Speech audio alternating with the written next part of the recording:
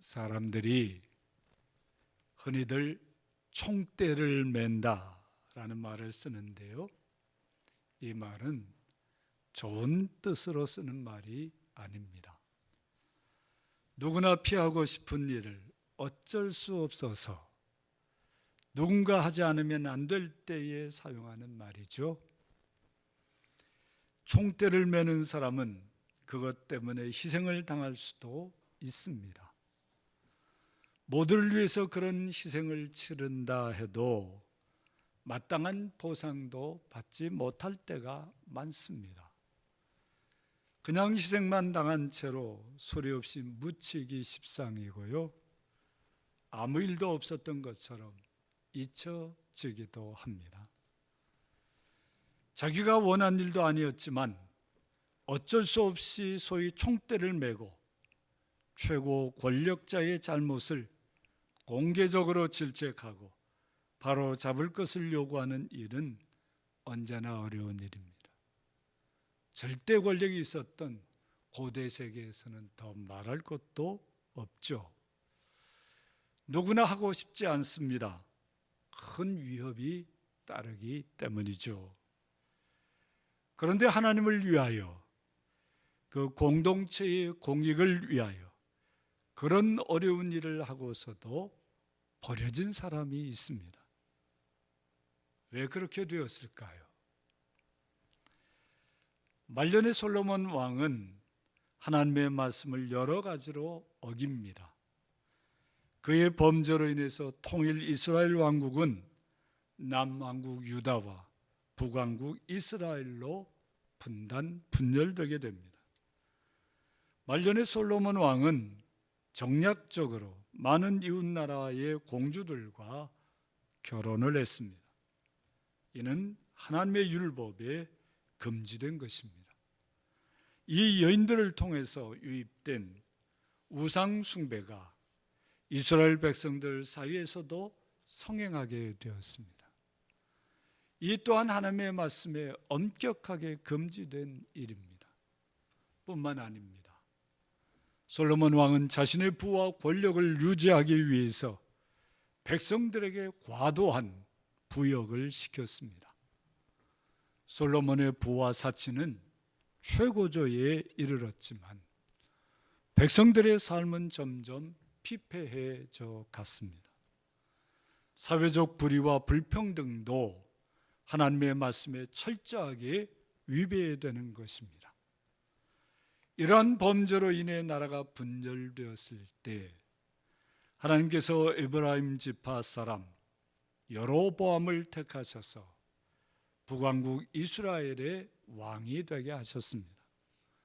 실로 사람 예언자 아히야를 통해서 여로보암을 북왕국의 왕으로 세우시면서 하나님께서는 한 가지만 여로보암에게 당부하십니다. 하나님의 율례와 명령을 지키라 하신 것입니다. 그러면 다윗을 위해서 세운 것 같이 여로보암을 위해서도 견고한 집을 세우고 북왕국 이스라엘을 그에게 주겠다고 약속하셨습니다. 그러나 여로보암은 북왕국의 첫 번째 왕이 되어서 이 하나님의 말씀을 어기고 우상 숭배와 압제의 길을 걸어갔습니다. 세상에서 말하는 정치적인 이유 때문이었습니다. 다 아시는 바와 같이 이스라엘 사람들은 그가 어디에 살든 1년에 3번은 반드시 예루살렘에 있는 성전에 나가서 제사를 드려야 했습니다. 비록 이스라엘 왕국이 남과 북으로 나뉘어졌어도 북왕국에 사는 사람들도 모두 이스라엘 민족이었습니다. 그들도 1년에 3번은 남왕국 안에 있는 예루살렘 성전에 나아가야 했던 것입니다. 여로보암은 이를 막아야 한다고 생각했습니다. 그걸 막지 못하면 언젠가는 북왕국 전체가 다시 남왕국 다윗의 집으로 돌아가게 될 거라고 판단했습니다. 정치적으로만 보면 일리가 있을 수도 있는 생각이었습니다. 그러나 하나님께서 자신에게 주신 말씀을 생각하면 그건 전적으로 잘못된 판단이었습니다. 여로보암은 하나님의 말씀을 어기고 예루살렘 성전에 대항해서 금송아지 둘을 만들고 베델과 단에 두면서 그 금송아지가 자신들을 애굽에서 이끌어낸 하나님이라고 하면서 금송아지를 위한 제단을 만들었습니다. 자기 마음대로 절기도 정하고 레위 자손이 아닌 보통 백성을 제사장으로 삼아서 백성들로 우상 숭배의 길로 가게 했습니다. 하나님의 말씀을 철저하게 어긴 것입니다. 하나님께서는 이를 그냥 내버려 두시지 않았습니다. 유다에서 하나님의 사람을 택해서 베델 제단에서 분향하는 여로보암에게로 보내셨습니다. 유다에서 택함을 받은 하나님의 사람은 자신이 원해서 베델에 간 것이 아닙니다. 하나님이 보내셔서 간 것이죠. 누구라도 그런 무소불위의 권력을 가진 왕에게 하나님의 말씀으로 직언하는 일은 피하고 싶어 합니다.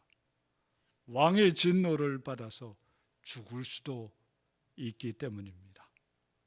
하나님의 사람이 여로보암에게 하나님의 말씀을 전했을 때 그 말씀대로 베델의 제단이 갈라지며 제가 제단에서 쏟아졌습니다.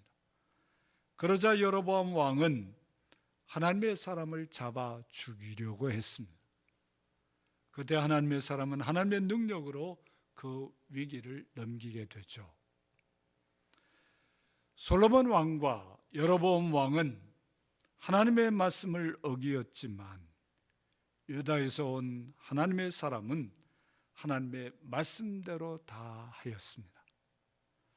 그야말로 목숨을 걸고 하나님의 말씀에 순종했던 겁니다. 그는 여로보암 왕의 회유도 당당하게 물리칩니다. 왕께서 왕의 집 절반을 내게 준다 할지라도 나는 왕과 함께 들어가지도 아니하고 이곳에서는 떡도 먹지 아니하고 물도 마시지 아니하리니 이는 곧 여호와의 말씀이 내게 명령하여 이르시기를 떡도 먹지 말고 물도 마시지 말고 왔던 길로 되돌아가지도 말라고 하셨음이니이다.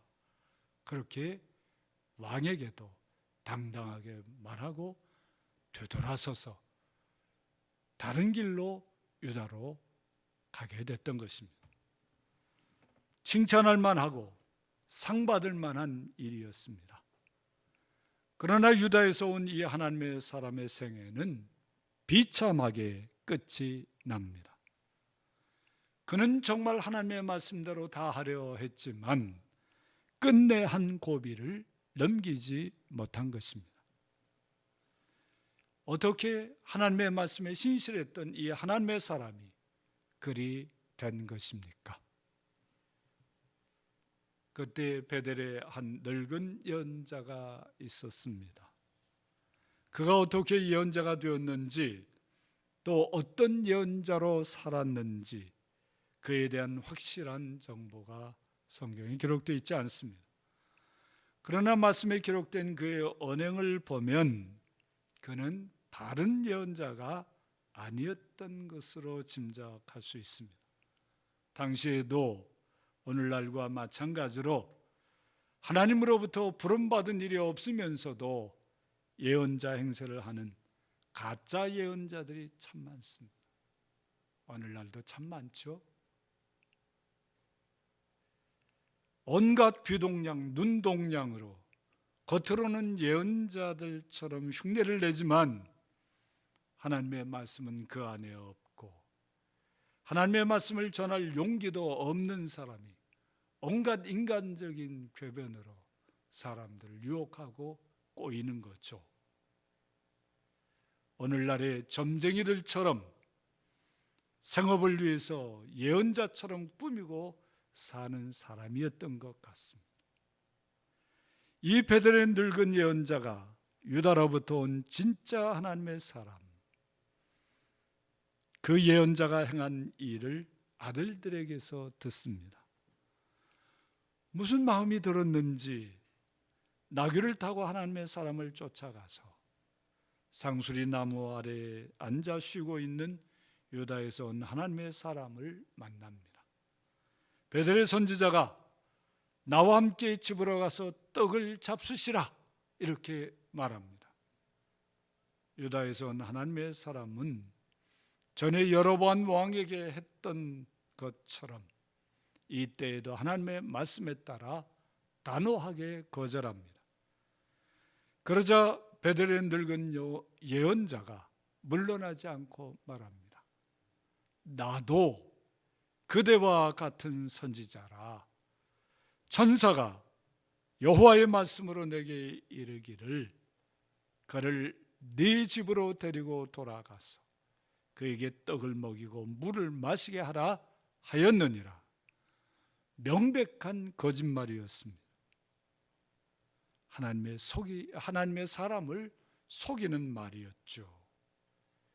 그러나 유다에서 온 하나님의 사람은 깜빡 속아 넘어갑니다.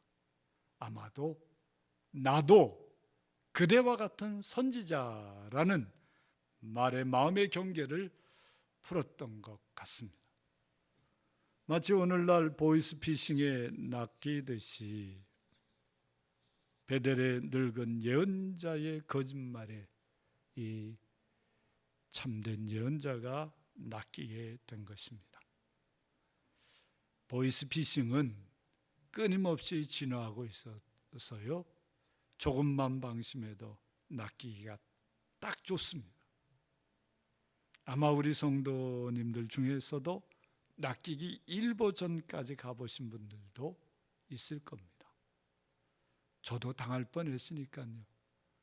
여러분 이런 보이스피싱 전화 받은 적 있죠? 어땠습니까? 무심코 대답하다 보면 그렇게 낚이게 되어 있습니다.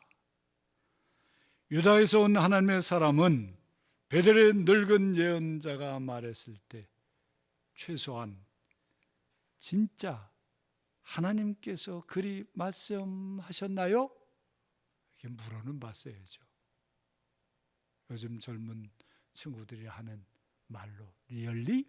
하고 눈을 똑바로 쳐다보고 한번 물어봤어야죠. 그런데 그렇게 하지 않고 그냥 보이스피싱에 낚이듯이 낚여간 것입니다. 베델의 늙은 예언자가 왜 거짓말까지 하면서 유다에서 온 하나님의 사람을 자기 집으로 초청해서 그를 무너지게 했는지 그 이유는 분명하지 않습니다. 어쩌면 진짜 하나님의 사람과 이런 교제를 통해서 주변에 자신의 입지를 강화하려고 그렇게 했던 것 같기도 합니다. 정교하게 위장하고 있기에 아무도 그가 가짜라는 것을 알아채리지 못했을지도 모르죠. 그러나 자기 자신만큼은 자신이 가짜라는 것을 부인할 수 없었던 거죠. 그래 유다에서 온 하나님의 사람을 통해서 진짜로 인정받고 싶었던 마음이었을지 모르겠어요. 여하튼 유다에서 온 하나님의 사람은 베델의 늙은 예언자를 따라 그의 집에 들어가서 떡을 먹고 물을 마시게 되었습니다. 하나님의 말씀을 어긴 겁니다. 하나님의 말씀을 어긴 척벌은 참으로 준엄했습니다. 그동안 쭉 하나님의 말씀 잘 섬기고 따라온 것에 비하면 너무 가혹하다 할 정도로 준엄했어요. 그리고 아이러니하게도 하나님의 척벌의 말씀은 베델의 그 늙은 가짜 예언자를 통해서 선포됩니다. 네가 하나님의 말씀을 어기며 네 하나님 여호와께서 내게 내리신 명령을 지키지 아니하고 돌아와서 여호와가 너더러 떡도 먹지 말고 물도 마시지 말라 하신 곳에서 떡을 먹고 물을 마셨으니 네 시체가 네 조상들의 묘실에 들어가지 못하리라. 주거 조상의 묘실에 묻히지 못하는 것은 당시 사람들에게는 가장 수치스러운 형벌이었던 겁니다. 하나님의 말씀대로 유다에서 온 하나님의 사람은 나귀를 타고 돌아가던 길가에서 사자에게 물려 죽고 베델의 가짜 예언자의 묘실에 묻히게 됩니다. 하나님의 말씀대로 되어진 것입니다. 부귀와 권력과 음란에 빠져서 하나님의 말씀을 어긴 솔로몬 왕으로 인해서 나라가 분열되었습니다. 다윗 왕과 솔로몬 왕에게 거듭거듭 말씀하신 하나님의 말씀을 어긴 대가였던 거죠.